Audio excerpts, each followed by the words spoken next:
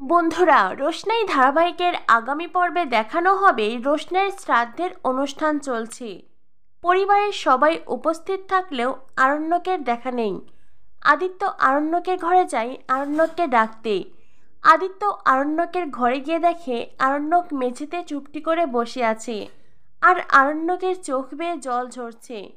আদিত্য আরণ্যকের পাশে বসে আরণ্যককে বলে, আরণ্যক বাহিরে চলো, রোশনের শ্রাদ্ধের অনুষ্ঠান হচ্ছে, সবাই সেখানে উপস্থিত, তুমি সেখানে নেই। আরণ্যক, তুমি তো জানো এই পরিবারের সবার থেকে রোশনাই তোমাকে সবচাইতে বেশি পছন্দ করত, তোমাকে সবচাইতে বেশি ভালোবাসত। তুমি যদি রোশনের শ্রাদ্ধের অনুষ্ঠানে না যাও তবে কি রোশনের আত্মা শান্তি পাবে? পাবে না। তাই বলছি, আমার সাথে চলো। আরণ্যক বলে, আদিত্য, আমি যেতে চাই না, আমার এই সব কিছু ভালো লাগছে না। আদিত্য আরণ্যককে বলে, আমাদের কারোরই ভালো লাগছে না, কিন্তু আমরা চাইলেই পরিস্থিতি বদলাতে পারবো না, আমাদের সামনে অন্য কোনো পথ নেই। আর তাছাড়াও তুমি তো আশ্রমেও গিয়েছিলে রোশনাইকে খুঁজতে, সেখানেও তো পেলে না।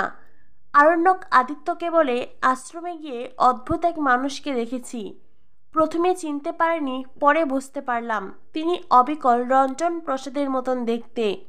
রঞ্জন প্রসাদের নাম শুনে আদিত্য খানিকটা অবাক হয়। আরণ্যক বলে, কিন্তু আমি শিওর উনি রঞ্জন প্রসাদ নন। আদিত্য আরণ্যককে বলে, ভেবেছিলাম কালই মুম্বাই চলে যাব, কিন্তু আমি আমার সিদ্ধান্ত বদলিয়েছি। কাল এই কলকাতা শহরে বড় একটি নাচের শো হবে, আর সেখানে নয়নতারা নামের একজন ডান্সার নাচ করবে। শুনেছি উনি নতুন, আমি সেই অনুষ্ঠানে যাব, তুমি কি আমার সাথে যাবে? আরণ্যক বলে, আমি কোথাও যেতে চাই না, আমার কিচ্ছু ভালো লাগছে না। আদিত্য বলে, আরণ্যক, সেখানে রঞ্জন প্রসাদ আসবে, আমি রঞ্জন প্রসাদের মুখোমুখি দাঁড়াবো, রোশনের অসম্পূর্ণ কাজকে সম্পন্ন করব, রোশনাইকে ন্যায় বিচার পাইয়ে দেব। আরণ্যক তখন আদিত্যের দিকে তাকায়। আদিত্য বলে, আমরা তো জানি রঞ্জন প্রসাদই রোশনের বাবা, আর সে কথাই আমরা সবার সামনে বলবো। রঞ্জন প্রসাদকে স্বীকার করতেই হবে রোশনাই তার মেয়ে। আরণ্যক বলে, কি করে করব আমরা? আমাদের কাছে কি কোনো প্রমাণ আছে? আদিত্য বলে, কেন, রোশনের মায়ের লেখা সেই চিঠি তো আছে।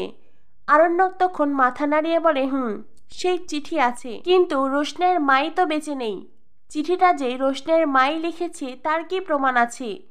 আদিত্য বলে, তবুও আমি একবার যাব, ওখানে গিয়ে ওনার মুখোমুখি হব। আরণ্যক বলে, আমরা কিচ্ছু করতে পারবো না আদিত্য, রোশনাই বেঁচে থাকতে রোশনের জন্য আমরা কিচ্ছু করতে পারিনি, আরও মরে গেলেও ওর জন্য আমরা এখন কিচ্ছু করতে পারবো না। আদিত্য বলে, ঠিক আছে, এখন চলো তো, বাহিরে চলো, সবাই তোমার জন্য অপেক্ষা করছে।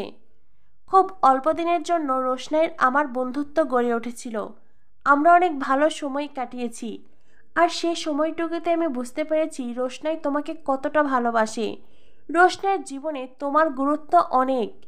আরণ্যক, আজ হয়তো আমরা কেউই রোশনাইকে দেখতে পাচ্ছি না, রোশনাই আমাদের চোখের সামনে নেই, কিন্তু রোশনাই এখানেই আছে, সে আমাদের দেখতে পাচ্ছে। তোমার কি মনে হয়, তোমাকে এই অবস্থায় দেখে রোশনাই খুশি হচ্ছে? তোমাকে কষ্ট পেতে দেখে রোশনাই নিজেও কষ্ট পাচ্ছে। আরণ্যক, চলো, রোশনাই তোমার জন্য অপেক্ষা করছে। আরণ্যক তখন আদিত্যের দিকে তাকায়। রোশনাই আরণ্যকের জন্য অপেক্ষা করছে, কথাটা শুনে আরণ্যক আর ঘরে মুখ বুজে বসে থাকতে পারে না, সে শ্রাদ্ধের অনুষ্ঠানের এখানে চলে আসে। আরণ্যককে দেখে পরিবারের সবাই আরণ্যকের দিকে তাকিয়ে আছে। রোশনাইয়ের মৃত্যুর পরে কটা দিনে আরণ্যক অনেক বদলে গেছে, সুস্থ স্বাভাবিক ছেলেটা কেমন জানি অস্বাভাবিক হয়ে গেছে। আরণ্যককে দেখে জ্যান্ত লাশ মনে হচ্ছে, যেটা পরিবারের কারোরই ভালো লাগছে না। তবে আরণ্যকের মা বাবার বিশ্বাস আরণ্যক রোশনাইয়ের শোক কাটিয়ে গরিমার জীবনে ফিরে আসবে। আরণ্যক সেখানে আসতেই মিনি এসে আরণ্যককে জাপটে জড়িয়ে ধরে কাঁদতে থাকে। আরণ্যকও মিনিকে জড়িয়ে ধরে, আরণ্যকের চোখ বেয়ে জল ঝরছে। আরণ্যকের বাবা ঠাকুরমশাইকে বলেন, ওইসব গোত্রটোত্র রাখুন, আপনি বরং শ্রাদ্ধের পুজো শুরু করুন। তখনই আরণ্যক বলে, না। আরণ্যকের বাবা বলেন, কেন, তুমি কি ওই মেয়ের গোত্র জানো নাকি?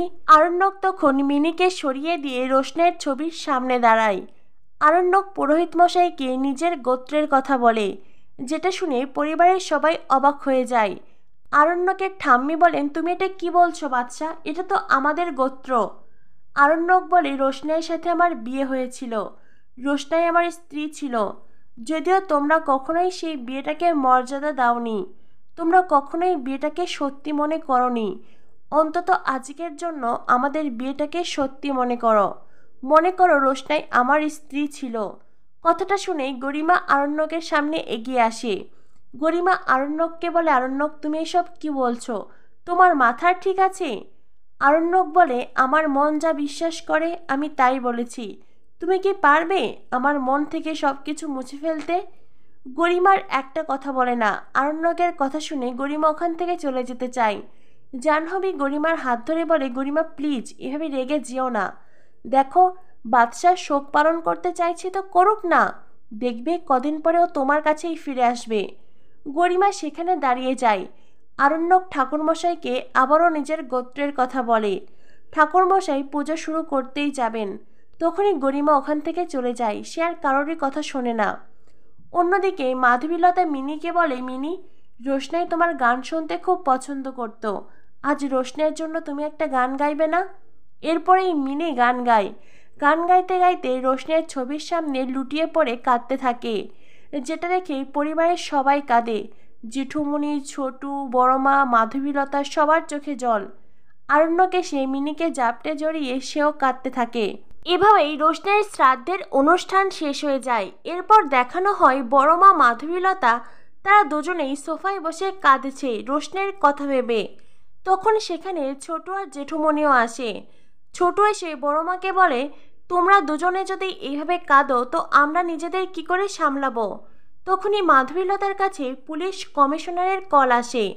মাধবীলতা যে খবর জানতে পারে সেটা শুনে সে অবাক হয়ে যায়। মাধবীলতা সবাইকে বলে, এই মুহূর্তেই পুলিশ কমিশনার স্যার কল করেছিলেন। ওনাকে কেউ একজন খবর দিয়েছে কাল আশ্রমে যেই মেয়েটিকে গুরুজি এনেছিলেন সেই মেয়েটি নাচের প্রোগ্রামে আসছে। এই দেখুন পোস্টার, এই বলে অনলাইনে পোস্টার দেখিয়ে দেয় মাধবীলতা। ছোট বলে, কিন্তু এখানে তো এই মেয়েটির মুখ ঢাকা আছে। বড়মা বলেন, এই মেয়েটি যদি নাচই করে তো মুখটাকে কেন ঢেকে রেখেছে? সবার মনে একই প্রশ্ন। ছোট বলে, আচ্ছা তোমার কি মনে হচ্ছে এই শোয়ের সাথে রোশনের কোনো কানেকশন আছে? কি কানেকশন থাকতে পারে? মাধবীলতা বলে, 1% হলেও চান্স আছে। পুলিশ কমিশনার স্যার মনে করছেন এই শোয়ের সাথে রোশনের কিছু না কিছু কানেকশন আছেই। আমি তো কাল এই শোয়েই যাবই। ছোট বলে, আমিও যাব। মাধবীলতা জেঠুমনি আর বড়মাকেও যেতে বলে। জেঠুমনি বলেন, আমি আর যাব না, আশ্রমে গিয়েছিলাম, রোশনাইকে পাইনি, মন ভেঙে গেছে। কাল যদি নাচের শোয়ে গিয়েও রোশনাইকে না পাই, যদি সেই মুখ অন্য কারো হয়, সেটা আমি আর সহ্য করতে পারবো না। আমি চাই যদিও রোশনাই হয় তো বাড়িতে ফিরে আসুক।